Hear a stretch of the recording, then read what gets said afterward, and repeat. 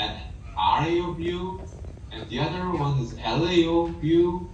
So we need usually two views,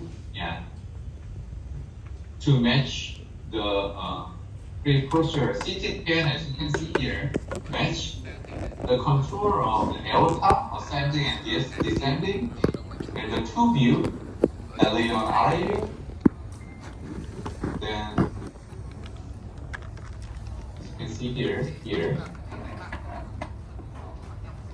we draw the line of the shadow. Especially, I think we focus on more focus on the septal puncture site, intra-arterial septum here. So we always check the optimal puncture site is marked here. Then RAO, rotate the RAO, and here is the anterior part, and this part is a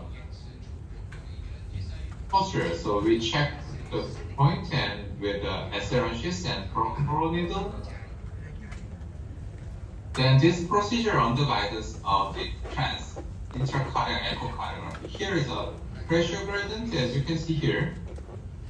LA pressure here and LV pressure. There is a significant pressure gradient, and then we introduce the innovative balloon. Then this is quite easy location of the final location of the mitral valve here. So incline distal part and pull back and inflate the proximal part, and then we did the successful mitral commissurotomy. Even though there is some increase of V wave, as you can see here, but diastolic pressure gradient is significant decrease between LV and LA. So after the procedure, we did the transthoracic echocardiography, as you can see here. Even though there is some mild MR, mitral valve area significantly increased 1.66 square centimeter, and MDPG significantly decreased 5.7 mmHg. So this is a successful procedure of the PMV, and also there is some significant splitting here and here. So this is a quite successful result of the percutaneous mitral valvuloplasty. So until now, we talk about the heart navigation, but we can more deal with echo navigation system. Here is started from 2013. This is the latest one, and 2015 and 2018 and 2012 is current version of the echo navigation system. But I also experienced this period for the Pilot's echo navigation system is very disappointed for me, because it's not so easy to apply this system in their clinical practice. But right now, this whole system is quite useful for its procedure, especially this is assisted heart team with fast intuitive live fusion of X-ray and ultrasound imaging, as you can see here, especially simultaneous stimulized visualized device and soft tissue using 3D imaging, and navigates challenging case with automated anatomic insight. This is quite good point to use this kind of system, especially for the early career or very complex cases. Also improve communication and facilitate efficient interaction between imaging specialists and interventional specialists. So finally, I think the most important advantage is can perform interventional procedure with the confidence and clarity without complication. So one good advantage to this system is developed at each sub-procedure. aorta procedure, TAVR procedure, ASD, and mitral valve, and LL occlusion, and or other structural intervention software. So I think this is a quite good specification to apply to each procedure. So let me start with septal puncture.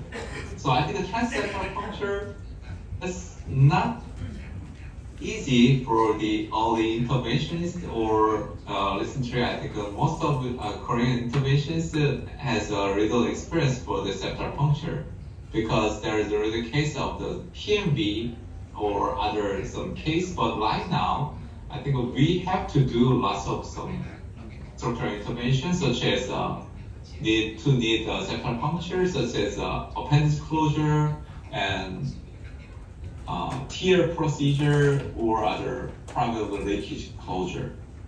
So transseptal puncture is quite important. As you can see here, here is the echo navigation system. At first, we match the anatomy with echo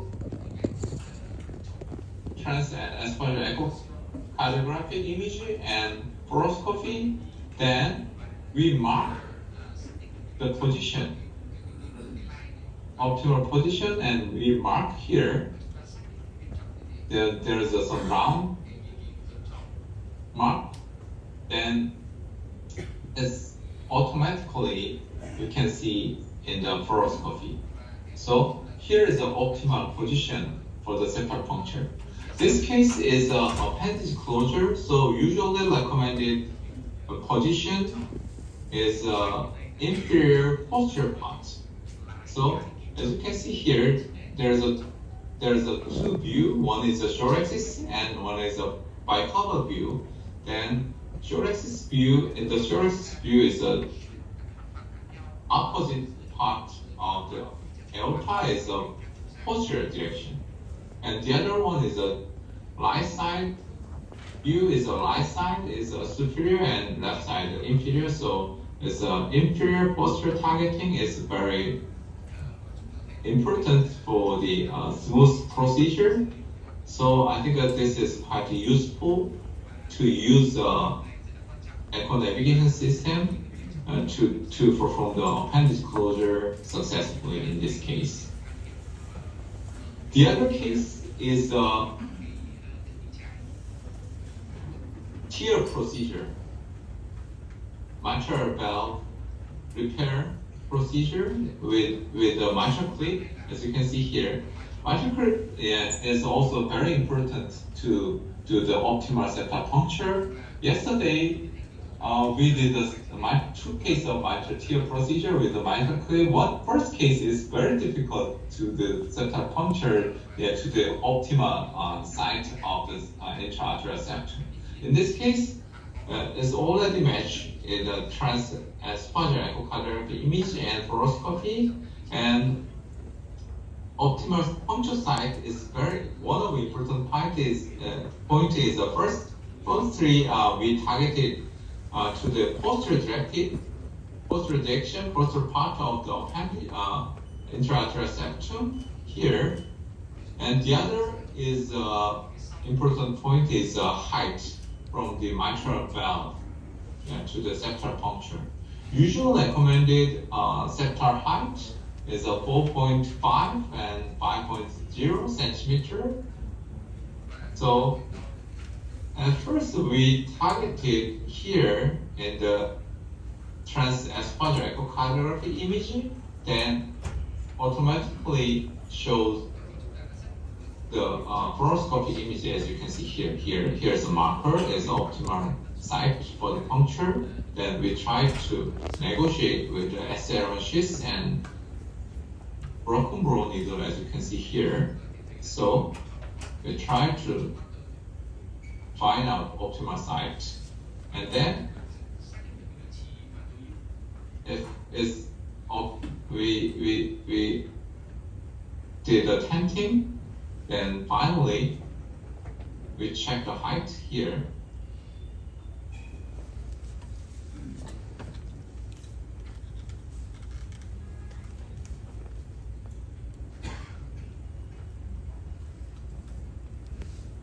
to the valve.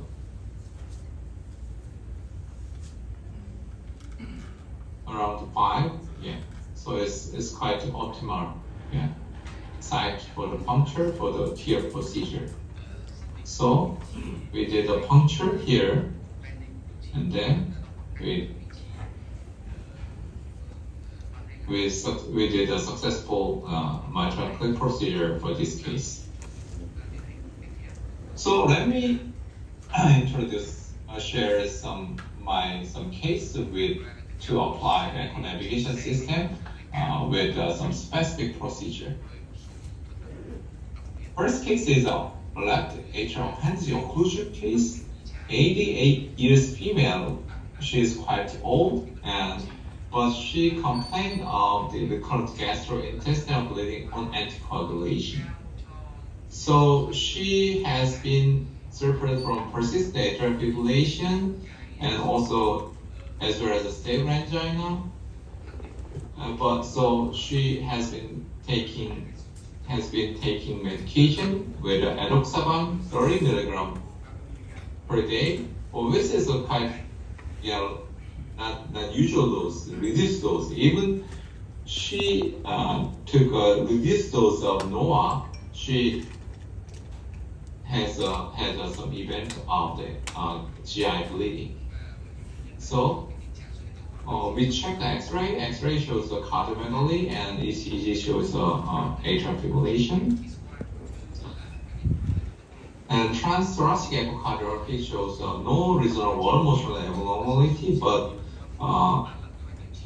systolic function was normal, but LV filling pressure somewhat higher, mild MR and mild TAR was shown. So before the procedure, usually we check the size and presence of the thrombus of the left atrial appendage, as you can see here. So there's two types of device. One is just a bowl type device, and the other one is just a disc type device. So this case is we apply the disc type device. So we check the landing zone. The distal part and proximal part is ostium. So we check the several projection, as you can see here, and then we check the presence of thrombus of the appendage. So in this case is a wind shock type and without thrombus, and size was landing zone is around 24 millimeter. Is quite acceptable anatomy to perform the appendage closure. So here is a procedure. As you can see, we already punctured with the echo navigation system as previously shown in this presentation.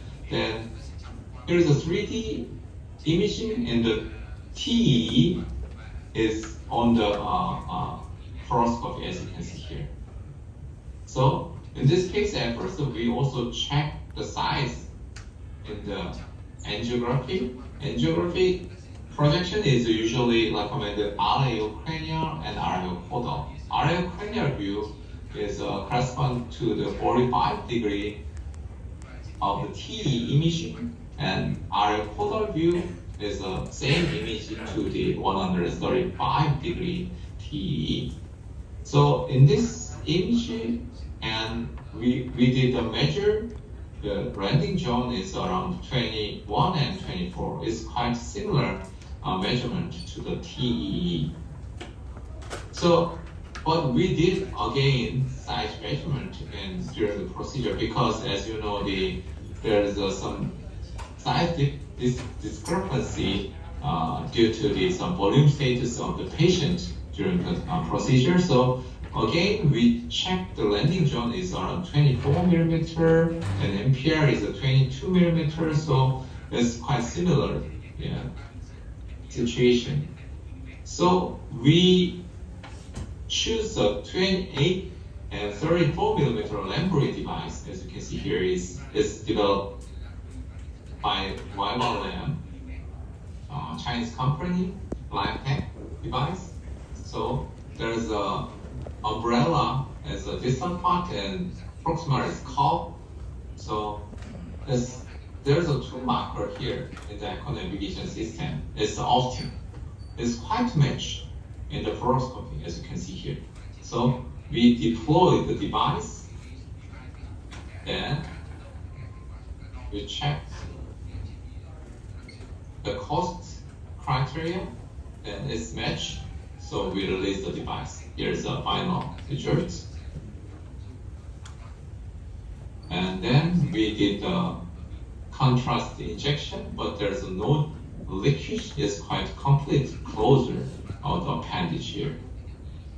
So this is quite successful result with the primary device. After that, we did a 3D check in the 3D imaging. As you can see here, there's no peri-device leakage. It's complete closure of the appendage with a lumbar device. In this case, this is quite acceptable result with the echo navigation with the application of the echo navigation system. And second case is a TIR procedure, transcatheter edge-to-edge repair. 76 years male. He complained of the aggravated dyspnea, and as well as he has been suffered from atrial fibrillation. So there is some cardiomegaly and CP printing left side, and ECG shows atrial fibrillation. So at first, we did a transthoracic echocardiography. As you can see here, there is a significant mitral regurgitation. As you can see here, severe mitral regurgitation. This is a typical atrial functional amount, and dilated mitral valve, mitral annulus, and flattened mitral valve. So, but ejection fraction was normal, and LV end diastolic dimension was 55, and RVSP, right ventricular systolic pressure, is 49 mmHg. Is quite good candidate for the mitral clip procedure. So we did more transthoracic echocardiography. As you can see here, very flattened mitral valve. It's quite typical morphology of the atrial functional amount with dilated mitral valve annulus, and there's some two jets here. In the central part, A to P2 position, and there is no prolapse, and there is no typical any pathology of the mitral valve, as you can see here.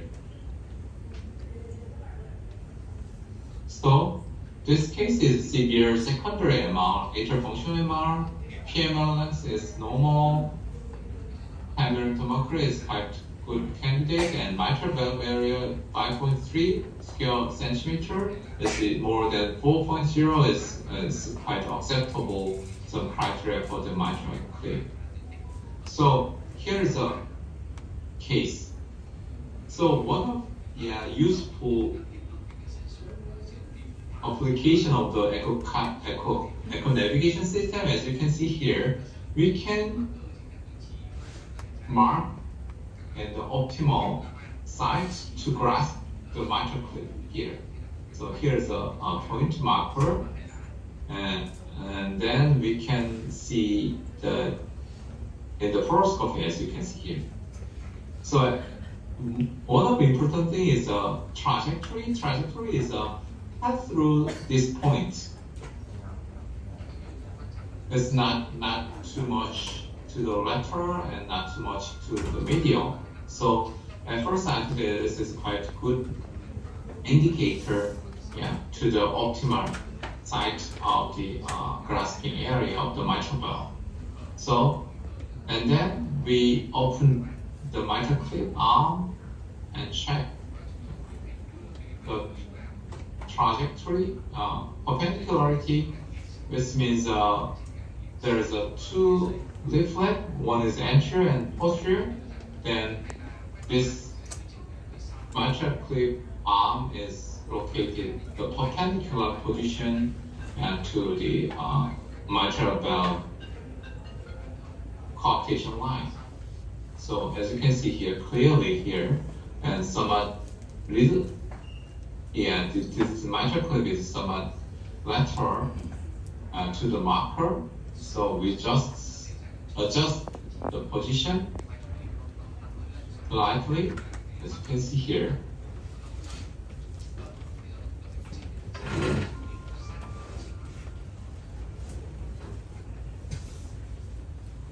So here's a more optimal position here, optimal location, and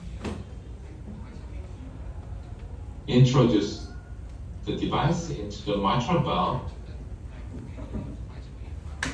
into the LV.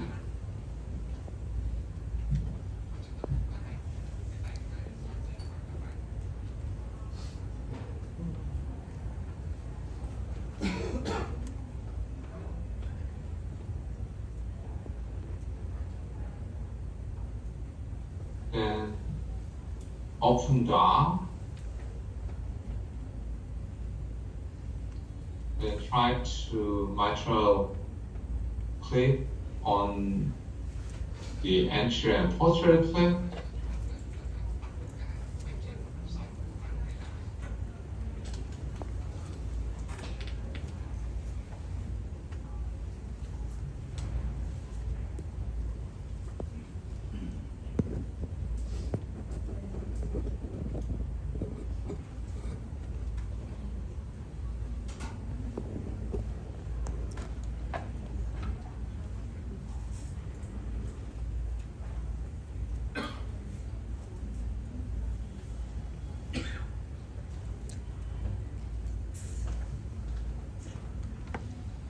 And check again. As you can see here, is a very good position to grasp anterior and posterior lip flap.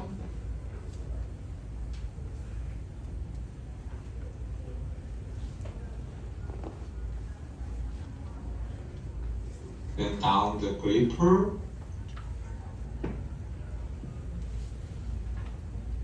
Down the gripper here. Then close the arm around the 70 degree.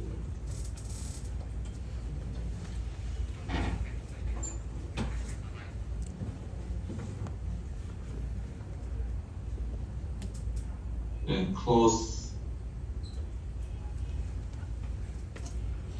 rock line and glucose.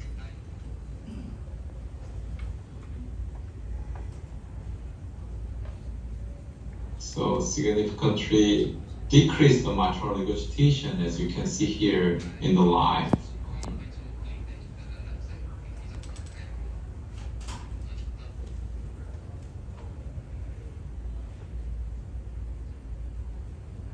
So here's a final result, as you can see here. It's quite good position.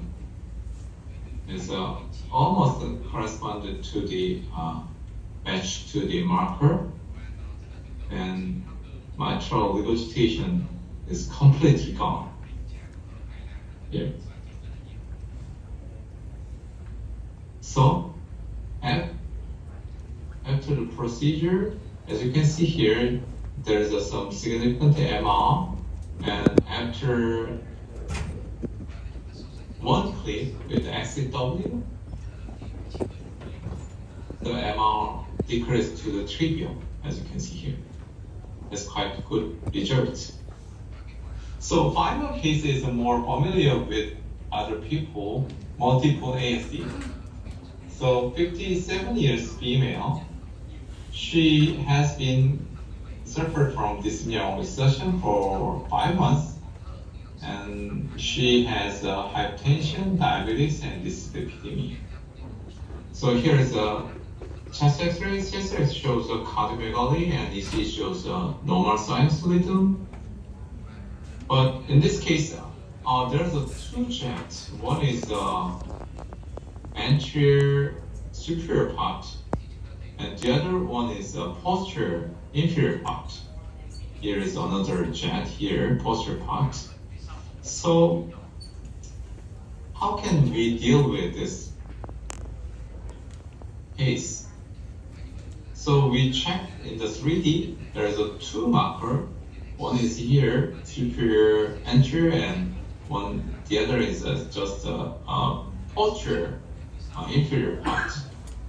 So both ASD is quite small. One is 1.7 and 1.4. So we try to check the exact size of the ASD in this case. So one is here and the other one is how can we introduce the catheter or wire through two different ASD lumen. So first case, I think it's quite easy to the superior inferior. So it's just we use biprens joking light catheter easily pass through this ASD hole. But another thing is inferior posterior thing is not easy. So in this case, we just introduce the wire and balloon and inflation, and then check mark the second ASD here in the trans-esophageal echocardiography image. Then we can clearly show the mark in the fluoroscopy. So it's quite easily can pass through this hole, as you can see here, through the marker, the second hole of the ASD.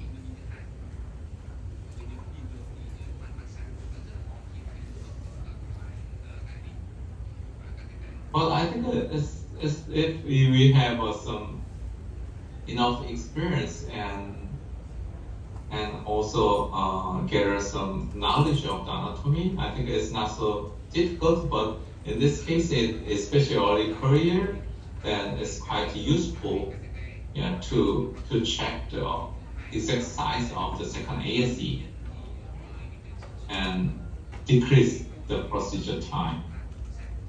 So after pass through the two hole with the wire, then we check the size.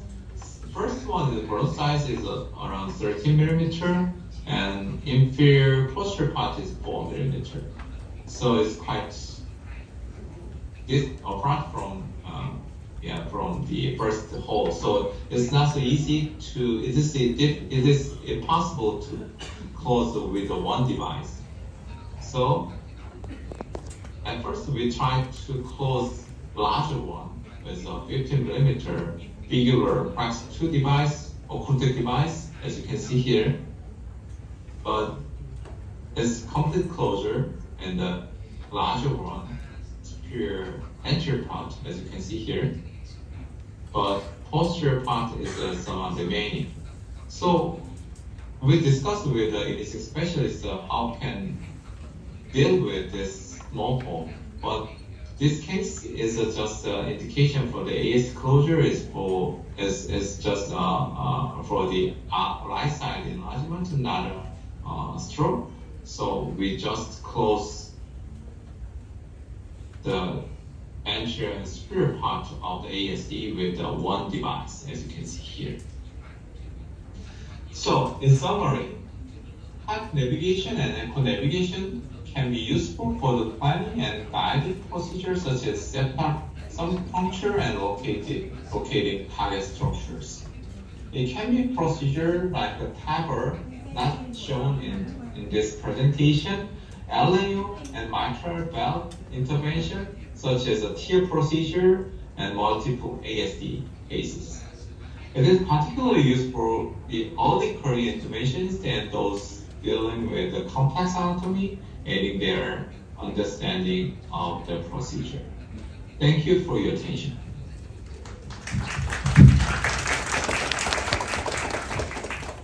Thank you, Dr. Kim Johnson. Yeah. And now, because I